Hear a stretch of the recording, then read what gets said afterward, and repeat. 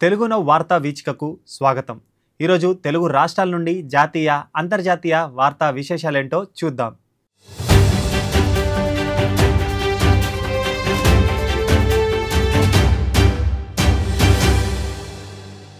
ఎగువన భారీ వర్షాలతో కృష్ణా బేసిన్ ప్రాజెక్టుకు వరద తాకిడి పెరిగింది.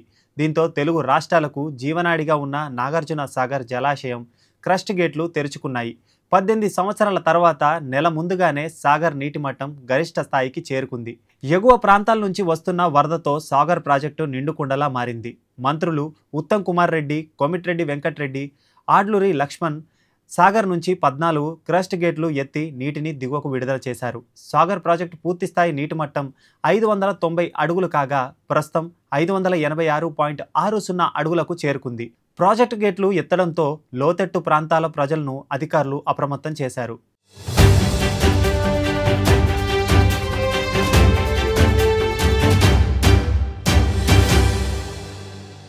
బీసీ బిల్ సాధన కోసం 72 గంటలు దీక్ష చేయనున్నట్లు తెలంగాణ జాగృతి అధ్యక్షురాలు ఎమ్మెల్సీ కవిత ప్రకటించారు.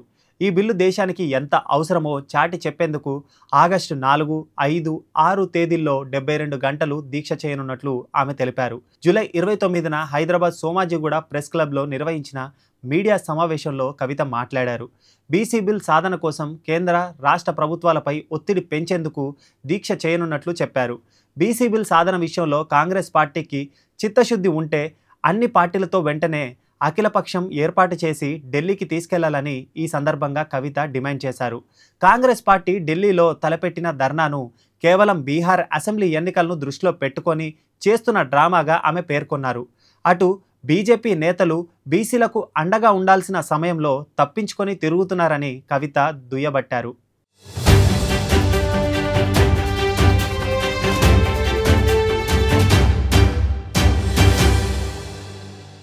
వైసీపీ అధినేత ఆంధ్రప్రదేశ్ మాజీ ముఖ్యమంత్రి వైఎస్ జగన్మోహన్ రెడ్డికి జాతీయ కంపెనీల ట్రైబ్యునల్లో భారీ ఊరట లభించింది. తన సోదరి వైఎస్ షర్మిల పేరు మీద తల్లి వైఎస్ విజయమ్మ అక్రమంగా షేర్లను బదిలీ చేశారని వైఎస్ జగన్ ఆరోపించారు. అదేవిధంగా షేర్ల బదలాయింపును వెంటనే రద్దు చేయాలంటూ ఆయన తరపు న్యాయవాది NCLTలో పిటిషన్ దాఖలా చేసిన విషయం తెలిసిందే. అయితే ఆ పిటిషన్పై జూలై 15న విచారణ చేపట్టిన ట్రైబ్యునల్ తీర్పును నేటికి రిజర్వ్ చేసింది. అయితే తాజాగా జగన్ పిటిషన్పై NCLT సంచలన తీర్పును వెలువడించింది. వైఎస్ షర్మిల విజయమ్మ సరస్వతుల షేర్ను బదిలీ చేయడం అక్రమమేనని పేర్కొంది. అదేవిధంగా షేర్లు బదిలీని వెంటనే నిలిపివేయాలని NCLT ఆదేశాలు జారీ చేసింది.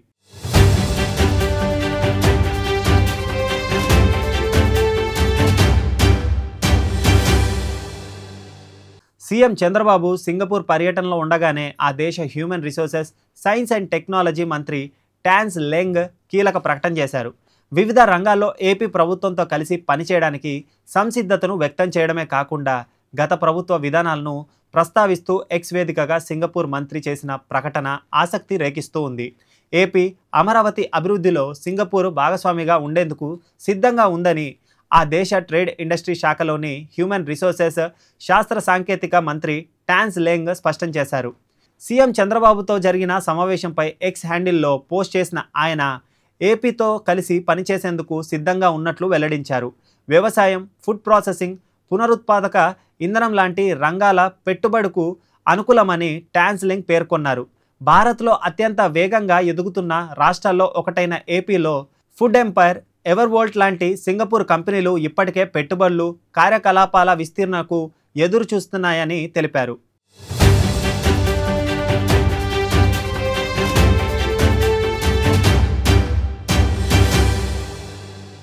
కుల ధృవీకరణ పత్రాల జారీకి అవసరమైన సమాచారాన్ని ప్రత్యేకంగా ఇంటింటి సర్వే ద్వారా స్వీకరించాలని కూటమి ప్రభుత్వం నిర్ణయించింది. సుమోటో విధానాల్లో జరగబోయే ఈ ఇంటింటి సర్వే రాష్ట్ర వ్యాప్తంగా త్వరలో ప్రారంభం కానుంది. అక్టోబర్ 2 నాటికి దీన్ని పూర్తి చేయాలని ప్రభుత్వం నిర్ణయించింది. సీఎం చంద్రబాబు ఆదేశాలను అనుసరించి రియల్ టైం గవర్నెన్స్ సొసైటీ, పౌర సరఫరాలు, గ్రామ వార్డు సచివాలయాలు, రెవెన్యూ శాఖలు ఈ సర్వేలో భాగస్వాములవుతాయి. దీనికి సంబంధించి ఇప్పటికే ఆయా శాఖల వద్ద ఉన్న సమాచారాన్ని క్రోడీకరించి డేటాబేస్ తయారు చేస్తూ ఉన్నారు. దీన్ని VRO లాగిన్కు పంపుతారు. దానికి అనుగుణంగా ఇంటింటి సర్వేకు వెళ్లి వివరాలు సేకరించనున్నారు.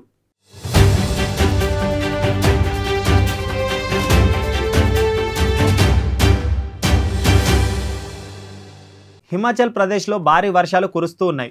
జూలై 29న తెల్లవారుజామున మండి జిల్లాలో కుండపోత వర్షం బీభత్సం సృష్టించింది. జిల్లాలోని పలు ప్రాంతాలను వరద ముచ్చెత్తింది. రోడ్డు ధ్వంసమయ్యాయి, వాహనాలు కొట్టుకుపోయాయి. వరద తగ్గిన తర్వాత బురదలో కూరుకుపోయాయి. వర్ష బీభత్సానికి సంబంధించి స్థానికులు వీడియోలు తీసి సోషల్ మీడియాలో అప్లోడ్ చేయగా అవి వైరల్గా మారుతూ ఉన్నాయి. అయితే వరదల కారణంగా జిల్లాలోని పలు రోడ్లు పూర్తిగా ధ్వంసమయ్యాయి. లోతట్టు ప్రాంతాల్లోని నివాసాలను వరద ముంచెత్తింది. దీంతో జనజీవనం అస్తవ్యస్తంగా మారింది.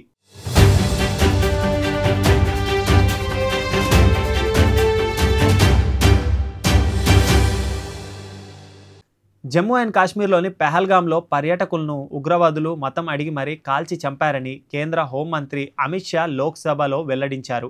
ఇది అత్యంత దారుణమని ఆయన వ్యాఖ్యానించారు. ఉగ్రదాడి జరిగిన వెంటనే భద్రతా బలగాలు అప్రమత్తమయ్యాయని, ఉగ్రవాదుల కోసం వేట ప్రారంభించడంతో పాటు వారు దేశం దాటకుండా ఎక్కడికక్కడ చర్యలు చేపట్టాయని తెలిపారు. ఆపరేషన్ సింధూర్పై లోక్సభలో చేపట్టిన చర్చల్లో హోంమంత్రి అమిత్ షా జూలై 29న మంగళవారం మాట్లాడారు. పెహల్గాం ఉగ్రవాదులను తుదిముట్టించేందుకు ఆపరేషన్ మహాదేవ్ చేపట్టినట్లు వివరించారు.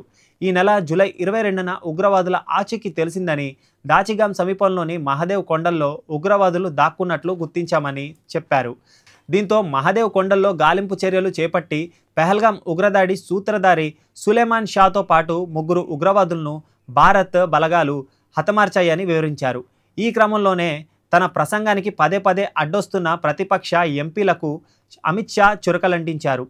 సమాజ్వాదీ పార్టీ అధ్యక్షుడు అఖిలేష్ యాదవ్ను ఉద్దేశించి ఉగ్రవాదుల మతం చూసి బాధపడొద్దు అంటూ కౌంటర్ ఇచ్చారు.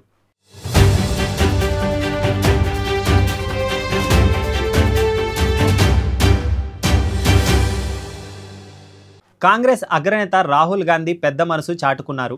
ఆపరేషన్ సింధూర్ సమయంలో సరిహద్దు ప్రాంతాల్లో ఉద్రిక్తతల కారణంగా అనాథలుగా మారిన 22 మంది చిన్నారుల ఆలనా పాలన స్వీకరించేందుకు రాహుల్ గాంధీ ముందుకొచ్చారు. ఈ 22 మంది చిన్నారులు జమ్మూ అండ్ కాశ్మీర్లోని పూంచ్ జిల్లాకు చెందినవారు. రాహుల్ గాంధీ ఇటీవల సరిహద్దు గ్రామాల్లో పర్యటించారు. ఈ సందర్భంగా పూంచ్ ప్రాంతంలో తల్లిదండ్రులను, కుటుంబాలను కోల్పోయిన చిన్నారుల జాబితాను తనకు ఇవ్వాలని కాంగ్రెస్ శ్రేణులను ఆదేశించారు. ఈ నేపథ్యంలో జమ్మూ అండ్ కాశ్మీర్ కాంగ్రెస్ చీఫ్ హమీద్ 22 మంది చిన్నారులతో కూడిన జాబితాను రూపొందించి రాహుల్ గాంధీకి అందజేశారు.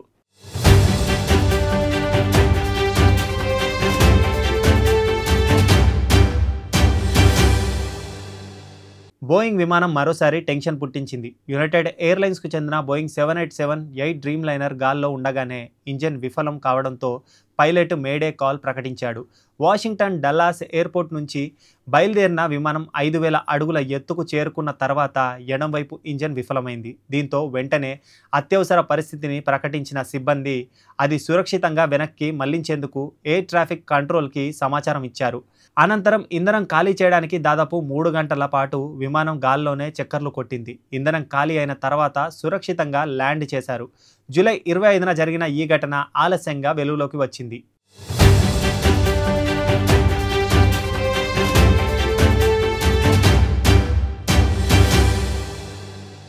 ఇవి ఈరోజు వార్తా విశేషాలు. రేపటి ప్రధాన వార్తలతో మళ్ళీ కలుద్దాం.